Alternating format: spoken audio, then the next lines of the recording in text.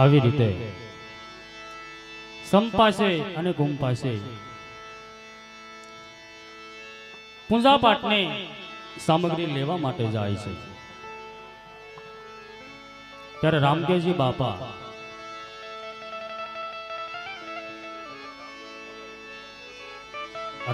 બાપા દ્વારકાની અંદર જે વસંત પંચમીનો મેળો ભરાય છે એ મેળો માણવા માટે રામદેવજી બાપાએ સંપાશી અને કુંપાશીને પૂજા પાઠની સામગ્રી લેવા માટે મોકલ્યા અને રામદેવજી બાપા માતા મિનળદેવ અને પિતા અજમલરાય એમની પાસે રજા લેવા માટે જાય છે। આ બાજુ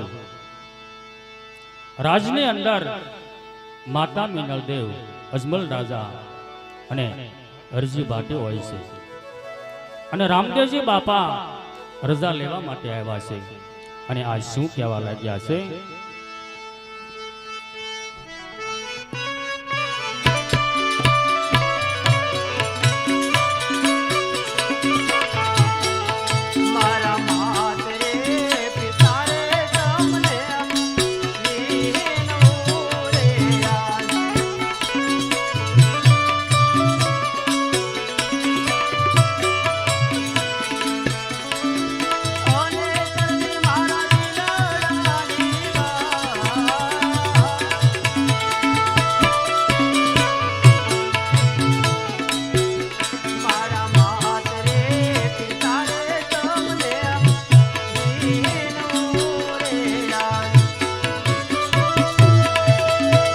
ઓને લાગુ લોઈ લાળી પાય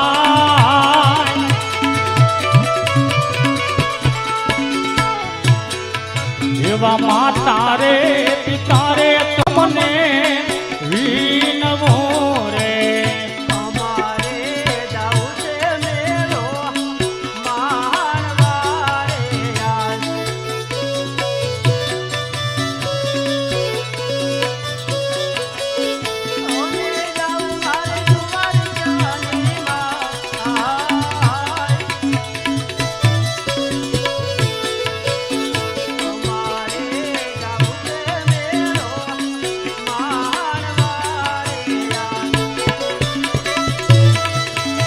ઓને જાઉં મારે આજ દ્વારિકાની માય આજ અમારે જાવું રે મેળો માણવા રે। અરે માતાજી અને પિતાજી, હું અને મારા મિત્રો ચંપાજી ને કુંપાજી અમે સાથે મળી અને દ્વારકાની અંદર વસંત પંચમીનો મેળો માણવા માટે જાય છીએ, તો માતા પિતા મને તમે આજ્ઞા આપો।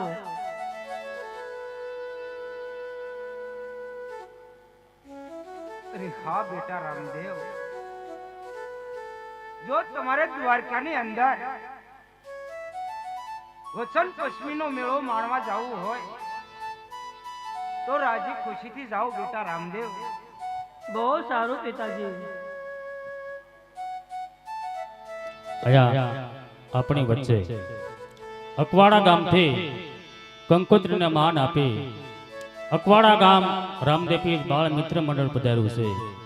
અમારે સંજયભાઈ, ભરતભાઈ, ભુગાભાઈ, ગોપાલભાઈ આખું મંડળ પધાર્યું છે। એમને એકવાર જોરદાર તાળીઓથી વધાવીએ।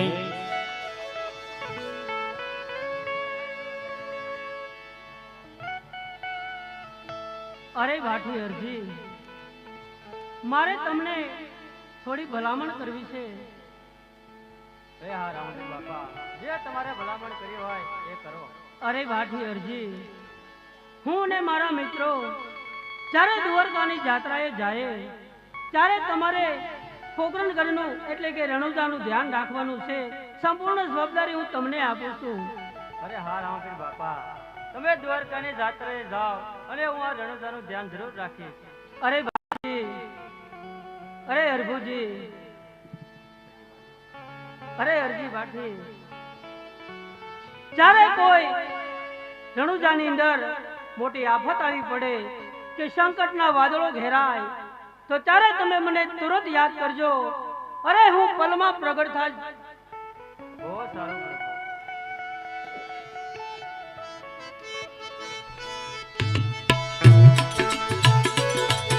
આવી રીતે રામદેવજી બાપાએ માતા પિતા પાસે રજા લીધી છે અને અરજી પાટીને ભલામણ કરે છે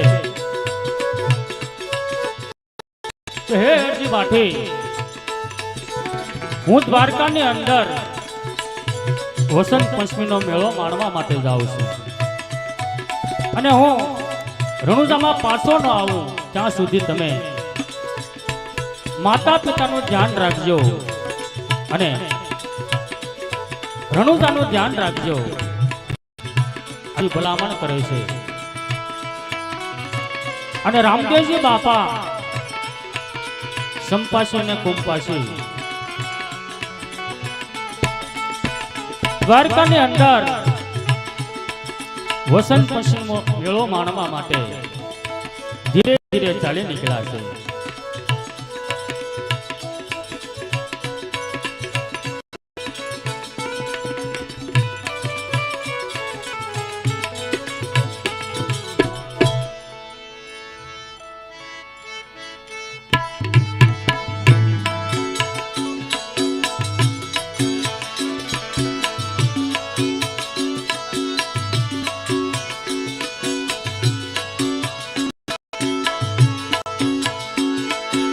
હે મેળો મેળો રંગ મેળો વસંત પંચમીનો મેળો,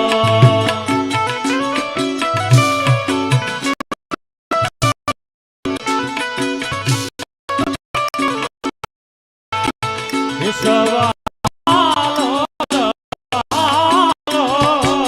વસંત પંચમીના મેળે,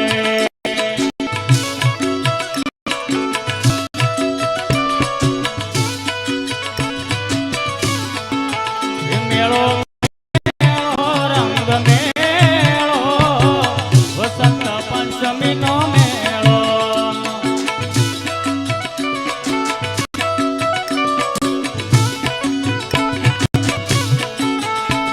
રામદેવજી બાપા સંપાસી અને કુંપાસી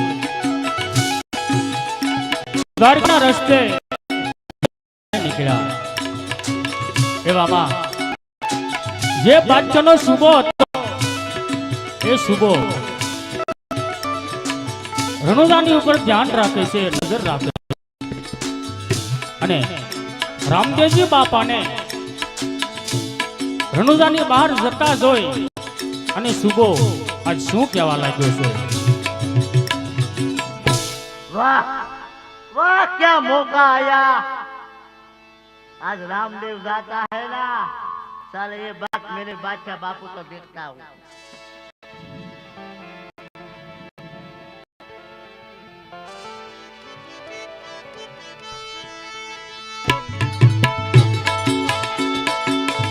આવી રીતે એ સુબો એમના બાદશાહને ખબર આપવા માટે દિલ્હી તરફ ચાલી નીકળ્યો અને આ બાજુ રામદેવજી બાપા તેમના મિત્ર સંપાસી અને કુંપાસી ધીરે ધીરે દ્વારકાના માર્ગે ચાલી નીકળ્યા.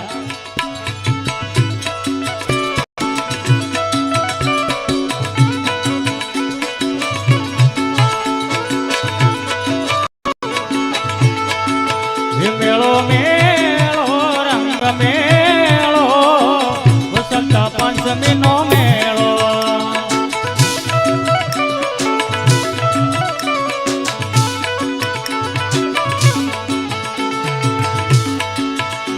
હે દ્વારિકાનો નાથ મારો રાજા રણછોડ છે, એણે મને માયા લગાડી રે.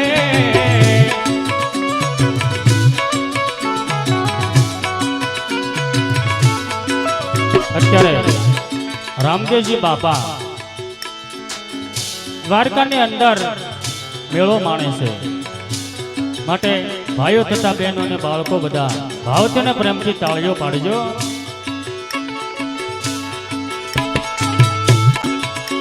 હે દ્વારિકાનો નાથ મારો રાજા રણછોડ છે, એણે મને માયા લગાડી રે. હે દ્વારિકાનો નાથ મારો રાજા રણછોડ છે, એણે મને માયા લગાડી રે. એણે મને માયા લગાડી મારા વાલા.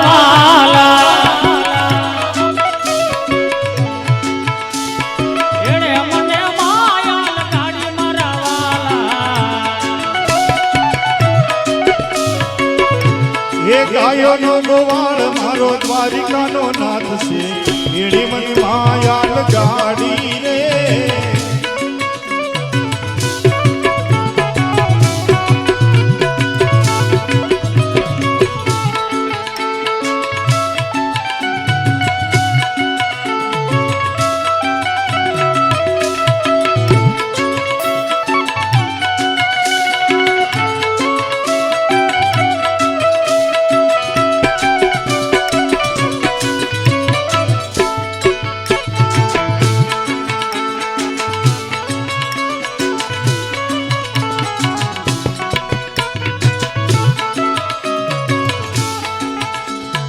એણે મને માયા લગાડી મારા વાલા. એણે મને માયા લગાડી રે.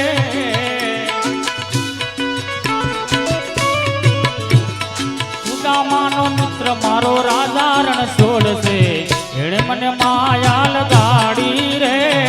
સુદામાનો મિત્ર મારો રાજા રણછોડ છે, એણે મને માયા લગાડી રે. આવી રીતે રામદેવજી બાપા સંપાસી અને કુંપાસી દ્વારકાની અંદર વસંત પંચમીના મેળાની મોજ માણે છે. અને રામદેવજી બાપાએ જે કૃષ્ણ ભગવાનની મૂર્તિ હતી, એ મૂર્તિ ઉપર રામદેવજી બાપાએ હાર ચડાવ્યો છે, ફૂલ ચડાવ્યા છે. રામદેવજી બાપાને દ્વારકામાં ગત ગંગાના દર્શન થયા છે, જતી સીતીના દર્શન થયા છે.